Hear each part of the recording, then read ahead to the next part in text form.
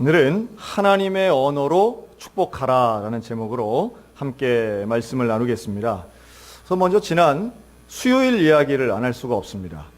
우리 소양교회의 코이노니아를 이루기 위해 지난 수요일 날 춘천중학교에서 했던 한마음 대축제, 여기에 참가하신 우리 모든 분들께 감사를 드리고요. 특별히 이날 저는 우리 소양교회 성도들이 이런 축제, 또 체육대회, 이런 시간에 어떤 모습을 보여줄 것인가 사실은 기대가 많이 됐습니다. 평소에 예배 드릴 때는 소양교회다운 좀 소 같고 양 같은 그런 점잖고 얌전한 분들이 이런 데 가시면 어떻게 하실까 했는데 제 기대하고는 정말 몇 배의 모습으로 강원도 분들이 보기에는 점잖은데 속에는 불덩어리를 갖고 사는구나 하는 것을 제가 깨달았습니다. 정말 이 게임에서 지면은 큰일 나는 분들 같았고, 오늘이 마지막 날인 것처럼 얼마나 최선을 다하시던지 정말 보는 사람들도 아주 신이 나고, 특별히 응원하실 때에 북을 치고 가면을 쓰고 춤을 추고 응원하는 모습은 제가 다른 교회에서는 좀 보기 어려웠던 장면들도 몇 장면이 있었습니다. 뭘 얘기하는지는 그때 계셨던 분들은 아마 아실 겁니다. 아주 즐겁고 흥겨운 순서였습니다. 사실은 그런 게임에 참여하고 경기에 참여한 것은 한 240명 정도 분량밖에 안 되고요. 다른 분들은 사실은 더 많은 분들은 한 번도 그 안에 가서 뛰지 않았습니다. 되게 연세 드신 분들이신데, 근데 거의 본인의 타이반 이렇게 뛰지 않아도 하나같이 즐거워하시더라고요. 또 점심을 구역별로 이렇게 준비를 했는데요. 저는 점심시간에 젓가락 하나 들고 이렇게 작은 그릇 하나 들고 제가 이제 구역별로 하나하나 방문해서 한 입만 먹어야지 했는데 한 20개쯤 지나가니까 도저히 못 먹겠더라고요. 그래서 이제 구경만 했는데 보면서 보니까 이 봉이산 이 인근에서 나는 나무를 직접 채취해서 직접 버무리신 거, 본인이 농사지신 거 아주 하나가득 하신 분도 있고, 또 제가 좋아하는 배달 음식들 있잖아요.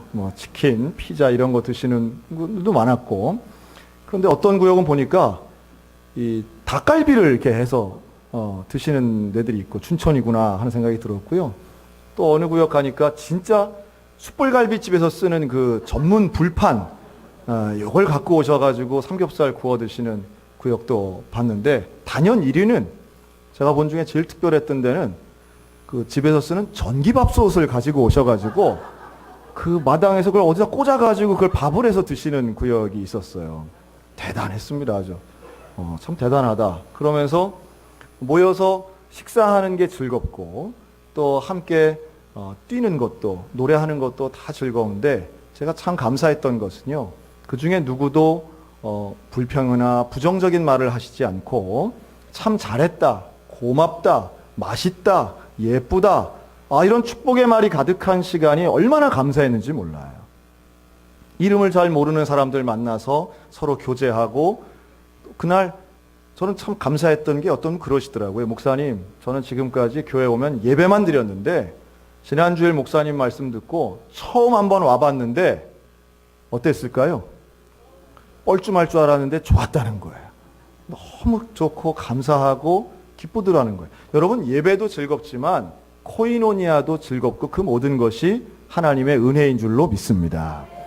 그래서 제가 그 모든 게 사실은 참 복되다, 참 축복스럽다 이런 생각이 들었는데요. 오늘 그 축복에 대한 이야기를 좀 하려고 합니다. 축복이란 과연 무엇일까? 우리가 교회에서 이런 단어를 참 많이 쓰는데요.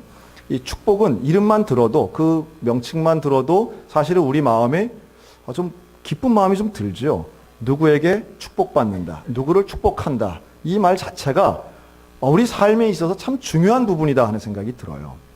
일단 그 말 자체, 우리 한국말의 의미만 놓고 본다면 축복은 무엇인가 하면 사람을 위해 하나님께 복을 비는 일이 바로 축복입니다. 그러니까 빌축자에 복복자를 쓰기 때문에 복을 비는 것이 축복이에요. 그래서 이제 예민한 분들은 그런 말을 합니다. 뭐라고 하냐면, 하나님은 우리에게 축복하시나요? 복을 주시나요?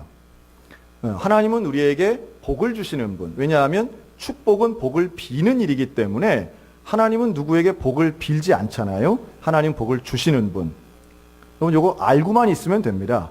그런데 그러다 보니까 우리가 기도할 때 뭐라 그러냐면 하나님 우리를 축복해 주세요라는 표현은 사실은 표현상은 잘못된 겁니다. 근데 좀 예민한 분들은 그게 너무 이렇게 불편하신 거예요. 그래서 기도할 때마다 아이고 권사님 저렇게 기도하면 안 되는데 아이고 장로님도 저렇게 기도하면 안 되는데 이런 불편한 마음이 있는 분들은 오늘 이 시간 좀 자유를 얻으시고 양해하셨으면 좋겠습니다. 언어라고 하는 게 꼭 문자적인 뜻도 물론 중요하지만 그걸 사용하는 사람의 의도도 중요하다고 저는 믿습니다. 그래서 이미 교회에서는 이렇게 축복 이러면 그것은 복을 비는 행위를 물론 기본으로 하지만 하나님이 우리에게 주시는 그 복에 대한 포괄적인 의미라고 그냥 생각하시고 양해하시고 그런 분들 계시죠? 예배는 드리는 거지 예배 보는 거 아니야. 뭐 예배 보러 간다 그러면 그게 또 불편하신 분들 많아요. 사실은 우리 뭐 휴대폰 같은 것도 뭐 업그레이드가 아니지 업데이트지 뭐 이런 분들이 있습니다. 근데 그 남보다 조금 더 많이 알기 때문에 불편하신 분들이 있지만 그걸 사용하는 사람의 오류를 잡아주는 것보다 더 중요한 것은 우리가 서로 하나 되고 이해하고 사랑하는 일이라고 믿습니다. 잘 안 고쳐지더라고요. 입에 붙은 버릇처럼 된 거기 때문에. 어쨌든 축복의 의미는 하나님께 복을 비는 일인데 이걸 구약 성경의 히브리어로는 이렇게 말합니다. 한번 따라할까요? 바라크. 바라크. 이 바라크라고 하는 말이 물론 축복하다, 축복 이런 뜻이긴 한데요. 이게 이제 헬라어로는 율로기아라는 단어를 씁니다. 근데 이 말의 어원을 보면 무릎 꿇다 하는 것과 같아요. 무릎을 꿇는 거예요. 그러니까 복을 빌 때 우리가 기도할 때 무릎 꿇는 겁니다. 겸손하게 무릎 꿇고 축복합니다. 복을 받습니다. 누구로부터 받아요? 하나님으로부터 받는 거예요. 진정한 복은 여호와 하나님께로부터 오는 줄로 믿으시기 바랍니다. 그 하나님께 복을 비는 거예요. 그리고 무릎 꿇고 겸손하게 하나님의 복을 바라는 겁니다. 그럼 그 복은 또한 또 하나의 뜻은 바라크는 형통하게 한다라는 의미가 있어요. 우리가 생각하는 일반적인 복의 개념과 비슷하죠? 그러니까 형통하게 하는 겁니다. 중요한 건 이 형통이 과연 어떤 의미냐라고 하는 거죠. 성경이 말하는 복, 성경이 말하는 형통, 여러 가지로 말할 수 있겠지만 한마디로 좀 요약해서 표현한다면 한번 따라 하실까요? 하나님이 함께 하심. 여러분 하나님이 함께하는 것이 형통이고 복인 줄로 믿으시기 바랍니다. 이것을 우리가 확신 가운데 믿으면 진짜 우리가 빌어야 될 축복은요. 인생의 모든 영역에서 이 참된 형통이 이루어지는 걸 의미하는 거예요. 대표적으로는 요셉 같은 사람 볼 수 있겠죠. 요셉이 끌려가서 애굽 땅에 잡혀가서 종이 되었는데 성경은 뭐라고 하냐 하면 요셉이 형통했다 그럽니다. 왜 형통해요? 잡혀가서 종살이 하는데 하나님과 함께 한 거지. 또 억울한 옥살이를 합니다. 감옥에 들어갔는데 거기서도 형통하다고 말해요. 상황은 어려워졌는데 하나님과 함께 하니까 그 사람은 형통한 사람, 복된 사람이라고 말하는 줄로 믿습니다. 여러분 우리의 상황만 너무 보시면 안 돼요. 하나님이 함께 하시는 게 진짜 복입니다. 어제 뉴스에 보니까 이 강릉 쪽에 지금 산불이 나가지고 지금 많은 분들이 어려움을 많이 당하고 있습니다. 이분들이 빨리 회복될 수 있도록 우리 기도도 하고 물질로도 도와야 할 텐데 예를 들면 그렇게 갑자기 불이 날라와가지고 어느 틈에 불이 날라와서 우리 집에 홀랑 탔어요. 되게 힘든 일이잖아요. 이해가 안 되잖아요. 망한 것 같잖아요. 여러분 그래도 하나님이 함께 하시면 형통한 줄로 믿으시기 바랍니다. 우리는 생각에 사업이 잘 되고 시험에 합격하고 내 몸이 건강하고 일이 술술 잘 풀리는 게 형통이라고 생각하지만 성경은 절대로 그렇게 얘기하지 않습니다. 진짜 복은 누구가 기준이 되냐면 하나님이 기준이 되시는 거예요. 내 기분, 내 감정, 내 상황이 기준이 아니라 하나님 보시기에 하나님을 사랑하고 하나님과 함께하고 어떤 고난 앞에서도 하나님을 의지하는 그 사람이야말로 진짜 형통한 복 있는 사람이라고 성경은 일관되게 우리에게 가르치고 있습니다. 그러니까 우리가 그걸 놓치면 안 돼요. 실제로 진짜 복이 무엇인가 이거 자꾸 헷갈리시면 안 되는 겁니다. 자, 그래서 성경에 나오는 사람들을 통해 하나님이 어떤 축복의 말씀을, 하나님의 언어를 우리에게 주시는가 몇 가지만 볼 텐데요. 첫째는 이 아론을 통한 축복입니다. 아론은 최초의 제사장이에요. 그래서 하나님이 모세에게 명령하셔서 아론에게 이렇게 사람들을 축복해라. 사람들의 복을 이렇게 빌어라. 라고 가르쳐 주십니다. 그게 민수기 6장인데요. 자, 함께 같이 읽습니다. 여호와는, 넘겨주세요. 여호와는 시작. 여호와는 내게 복을 주시고 너를 지키시기를 원하며 여호와는 그의 얼굴을 내게 비추사 은혜 베푸시기를 원하며 여호와는 그 얼굴을 내게로 향하여 드사 평강 주시기를 원하노라. 아멘.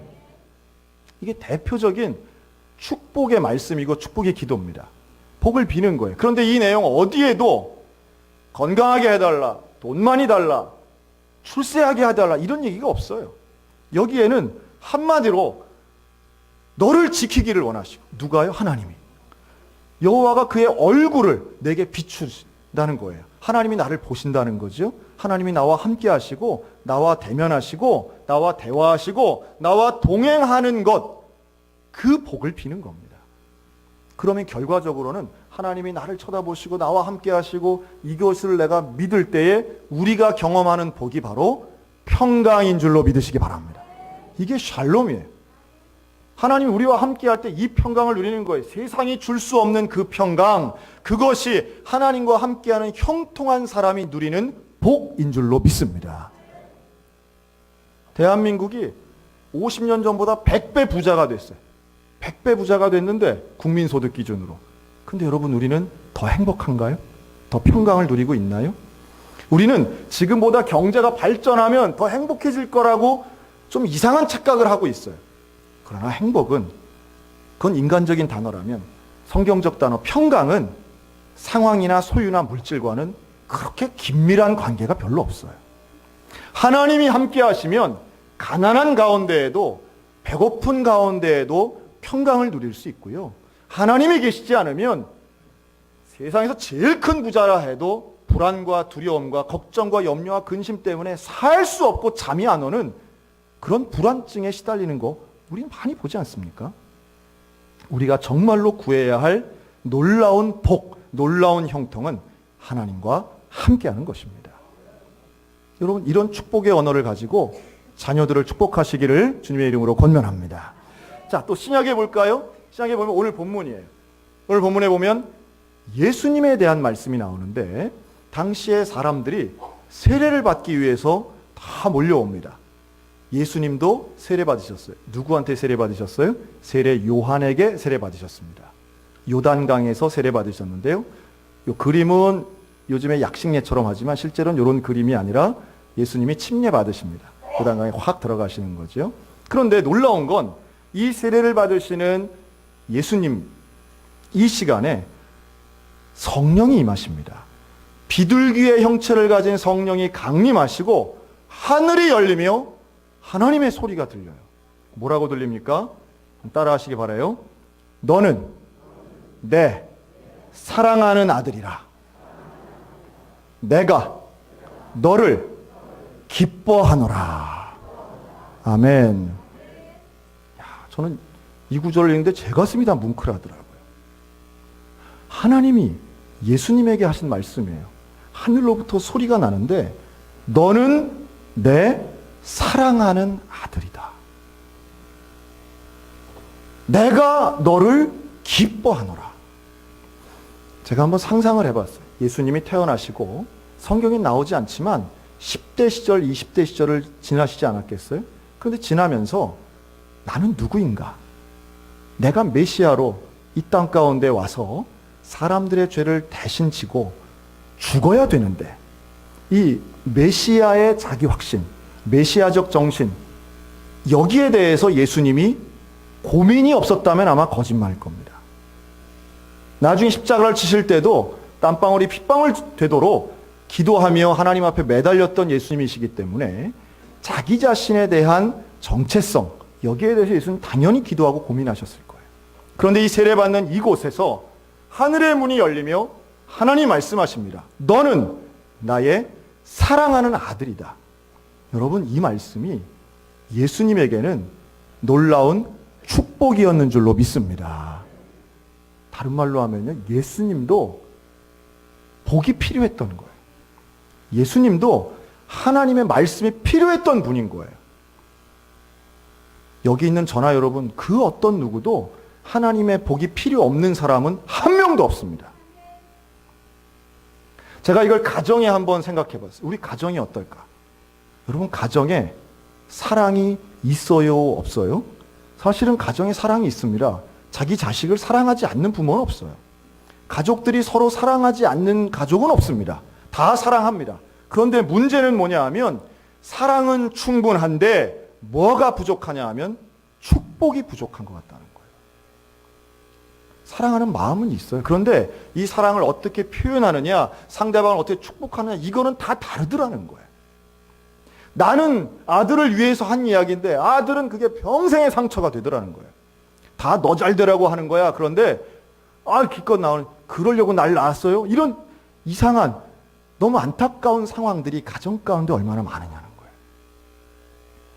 제가 잘 보니까요, 이 언제 축복의 언어를 제일 많이 표현하는가? 예를 들면, 야, 아들아 사랑한다, 딸아 사랑한다, 너 참 잘한다, 아이고 잘하네, 예쁘네, 이런 말은 언제 제일 많이 하는지 아세요? 애가 말 못 알아들을 때 제일 많이 합니다. 애가 말을 못 알아들을 땐 제일 많이 해요. 할아버지, 할머니, 다 좋은 얘기만 하지, 거기서 뭐 어떤 게으른 놈, 이런 얘기 안 하죠. 하루에 20시간 자도 누가 게으르다 그래요, 애기 보고. 다 예쁘다 그러고, 우리 애는 순하다 그러고, 다 좋은 얘기만 하잖아요. 근데 언제부터 그런 축복의 말이 줄어드는가? 애가 말을 하기 시작할 때부터 희한하게도 축복의 말보다는 훈계의 말, 교훈의 말이 더 많아지더라는 거예요. 언제부터는, 그 다음에 축복의 말이 사라지는 건 내 말을 안 들을 때부터는 축복의 말이 이상하게 변해서 교훈을 빙자한 저주의 말 비슷한 게 막 나갑니다. 누굴 닮아서 이랬냐, 뭐 어떻게 됐냐, 내가 너를 어떻게 키웠는지, 이럴 수가 있느냐. 그런데요, 사실은 어릴 때는 물론이고 장성해서 사실은 축복이 더 필요한 겁니다. 생각해 보세요. 예수님이 지금 하나님으로부터 이런 축복의 말씀, 너는 내 사랑하는 아들이다, 이 말을 들을 때 예수님 몇 살이었다고요? 30살이셨어요. 여러분, 30이 넘은 아들, 딸에게 여러분 축복의 말씀 하고 있으십니까? 장성한 자녀와 정말 건강하고 복된 관계를 누리고 계십니까? 자녀를 위하는 이야기입니다. 사랑하기 때문에 하는 얘기예요. 항상, 야, 준비는 잘 돼가냐? 야, 어떻게 할 건데? 그 다음 계획은 뭔데? 야, 사람이 계획이 있어야지. 야, 그래가지고 어떻게 꾸려? 야, 그러면 안 돼. 내 말 좀 들어라. 다 너 잘 되라고 하는 얘기야. 다 사랑하니까 하는 이야기입니다. 그런데 정말로 우리가 하고 우리가 듣고 싶어 하는 말은, 좀 따라할까요? 너는 내 사랑하는 아들이다. 너는 내 사랑하는 딸이다. 사랑하는 남편이고 사랑하는 아내고. 사실은 생각해보면 자녀들로부터 듣고 싶은 말도 이런 말 아닐까요? 정말 내 사랑하는 아버지십니다.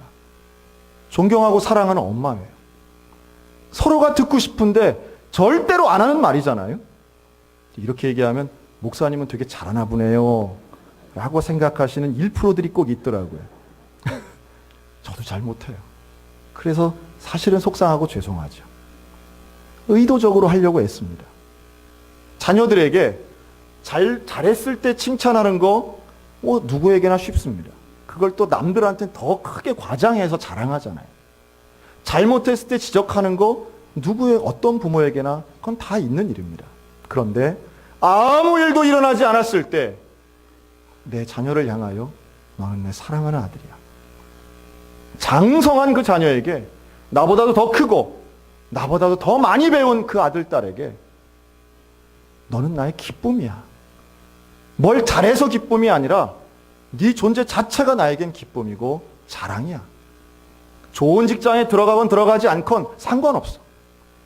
시험을 잘 보건 못 보건 상관없어. 너는 나의 기쁨이고 사랑하는 가족이야. 여러분, 이 일을 우리가 해야 되지 않겠습니까? 부모는 축복의 사명을 맡은 가정의 제사장인 겁니다. 잘못할 때는 고쳐줘야죠. 지적해줘야죠. 하지만 사람이 언제나 잘하는 일과 잘못한 일만 하지는 않잖아요. 사실은 그렇지 않을 때가 훨씬 더 많잖아요. 아무 일도 일어나지 않은 것처럼 느끼는 일상의 삶 가운데. 왜 우리는 정보만 주고받습니까? 밥은 먹었냐? 언제 들어오냐? 언제 가냐? 내일은 뭐 가냐? 왜 우리는 정보만 주고받아? 우리는 서로 간에 축복의 언어로 우리의 삶이 정말로 놀라운 관계 속에 숨겨져 있는 행복을 만나게 될 줄로 믿으시기 바랍니다. 자, 예수님도 축복하셨어요. 예수님은 사실은 아이를 낳지는 않으셨지만 어린아이들, 다음 세대를 정말 축복하신 분입니다. 사람들이 예수님에게 자기 자녀를 데리고 와요. 그래서 만져주기를 원하고 축복해주기를 원합니다. 그랬더니 제자들이 꾸짖는 거예요. 야, 귀찮게 여길 왜 오냐? 그때 당시에 어린이들은 사람이 아니거든요. 사람이 인격이 아닌 거예요. 그래서 무시당하는 거예요. 쫓겨나가는 거예요. 그런데 그때 예수님이 이들을 불러 세웁니다. 그리고 진실로 너희에게 이르노니 누구든지 하나님의 나라를 어린아이와 같이 받들지 않는 자는 결단코 그곳에 들어가지 못하리라 하시고, 그 어린아이들을 안고 그들 위에 안수하시고 축복하시니라. 마가복음 10장에 있는 이 안수와 축복이 우리 믿음의 가정과 우리 교회 가운데 날마다 넘치기를 주님의 이름으로 축복합니다. 서로 간에 축복하는 거죠. 그러면 복을 비는데 형통하길 비는 거예요. 자, 오늘 제가 축복의 내용을 다시 한번 오늘날에 맞춰서 정리를 해보겠습니다. 참된 형통을 위해 축복하는데, 그럼 저를 따라해 주세요. 능력보다 거룩을 축복하자. 소유보다 믿음을 축복하자. 여러분, 이 나라가, 이 사회가 능력 있는 사람이 부족해서 어려워질까요? 정말 하나님이 원하시는 사람은 능력자를 원하실까요? 저는 능력이 중요한 거라고 봅니다. 능력을 무시하는 게 아닙니다. 어떤 능력, 남보다 잘하는 거, 탁월함, 뭐 인류 이런 거 나쁜 거 아닙니다. 다 좋은 겁니다. 하지만 거룩하지 않다면, 거룩하지 않은 능력은 더 끔찍한 죄를 질 수 있다는 사실을 기억하셔야 됩니다. 차라리 능력이 없다면 큰 죄를 지을 수가 없어요. 그런데 거룩함이 없이 능력만 있으면 그 사람이 가지고 오는 해악은 더 크다는 거예요. 우리는 언제나 남보다 더 많이 가지고 더 높은 자리를 추구하는데 소유가 나쁜 거 아니에요. 그러나 예수 그리스도를 만나지 않으면 그 믿음이 없이 누리는 소유는 결국 멸망길로 가는 것임을 분명히 깨달으셔야 됩니다. 이게 저와 여러분의 고백이 돼야 됩니다. 착각하시면 안 돼요. 내 자녀가, 우리 애는요, 교회는 안 나오는데 잘 살고 있어요. 여러분, 이건 심각한 얘기입니다. 목사님, 우리 애가 이번에 취업이 됐어요. 아유, 고시에 합격했어요. 야, 잘 됐네요. 축하드립니다. 근데 그걸로 끝이에요. 잘 되긴 했는데 그건 진짜 잘 된 게 아니라는 거예요. 하나님을 믿지 않으면 오히려 그 많은 소유가, 오히려 그 빛나는 명예가 하나님으로 돌아올 수 없도록 만드는 경우가 얼마나 많은지 몰라요. 자기는 여유가 있으니까, 자기는 편하니까, 자기는 누리며 사니까 하나님 필요 없다고 생각하는 사람들이 얼마나 많은지 몰라요. 어찌 보면 소유가 없어지기 때문에 주님께로 돌아온다면 그것이 형통인 줄로 믿습니다. 저도 저희 아이들이 공부 잘했으면 좋겠어요. 저도 저희 아이들이 좋은 데 취업했으면 좋겠어요. 그런데요, 저는 그런 거 가지고는 그렇게 심각하게 고민하진 않습니다. 기도할 뿐이긴 하지만 정말로 제가 고민하고 가끔씩 심각하게 걱정하는 것이 있다면, 우리 아이들이 지금은 목사 부모 밑에서 교회 오고 신앙생활 잘하고 있지만 30살 넘고 40살 넘고 50이 되었을 때 혹시라도 이 아이들이 믿음 잃고 교회를 떠나고 하나님을 부인하는 사람이 되면 어떻게 할까?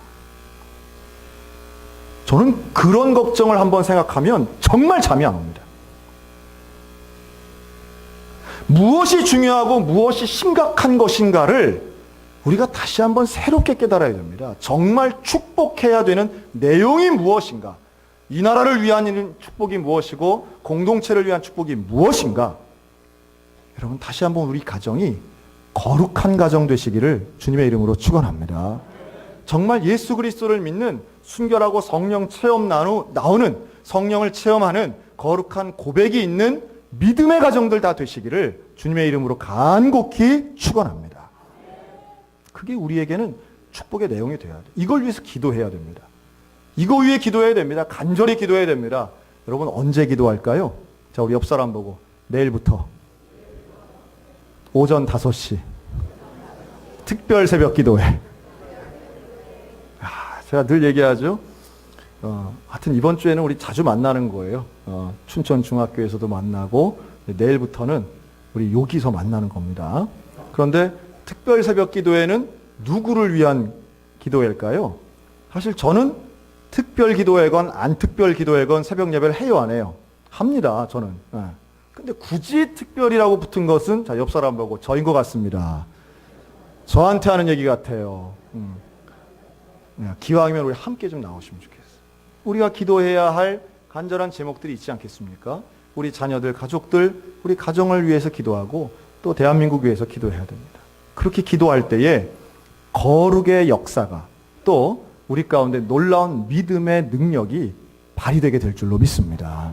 내게는 힘없지만 하나님이 인도하실 때에 그런 놀라운 형통의 역사가 우리 가정 가운데 분명히 이루어질 수 있는 거예요. 오늘 그런 기도를 할 텐데요. 특별히 축복의 기도를 하는데 여러 방법이 있지만 성경에 보면 이런 기도가 나옵니다. 레위기 9장에 보면 아론이 백성을 향하여 손을 들고 축복함으로 속죄제, 번제, 화목제를 피라고 내려오니라. 모세와 아론이 회막에 들어갔다가 나와서 백성에게 축복하며 여호와의 영광이 온 백성에게 나타나며 불이 여호와 앞에서 나와 단위의 번제물과 기름을 사른지라. 온 백성이 이를 보고 소리 지르며 엎드렸더라. 어떻게 기도했대요? 손을 들고 기도했대요. 여러분 우리가 예배 시간에 가끔 손 들고 기도할 때가 있습니다. 손 들고 기도하는 건 이 행위 자체에 무슨 능력이 있다기보다 성경의 많은 부분에서 손을 들고 축복하며 기도하는 것이고 또 하나님이 그것을 구분되도록 만드신 거예요. 그러니까 우리가 기도할 때 굳이 손을 모으고 굳이 눈을 감는 이유가 있다면 기도에 조금 더 집중하기 위한 것이지요. 뭐 눈 뜨고 기도해도 됩니다. 손 꼭 이렇게 안 붙잡아도 됩니다. 그러나 손을 들든지 손을 모으든지 하는 이러한 육체적 행위를 통해서 간절한 기도를 가지고 우리의 삶이 정말 축복으로 갈 수 있다면 하나님의 언어와 간절한 기도를 통해 하나님이 약속하신 놀라운 형통, 진짜 복을 누리는 저와 여러분들 다 되시기를, 우리 믿음의 축복된 가정 되시기를 주님의 이름으로 축원합니다.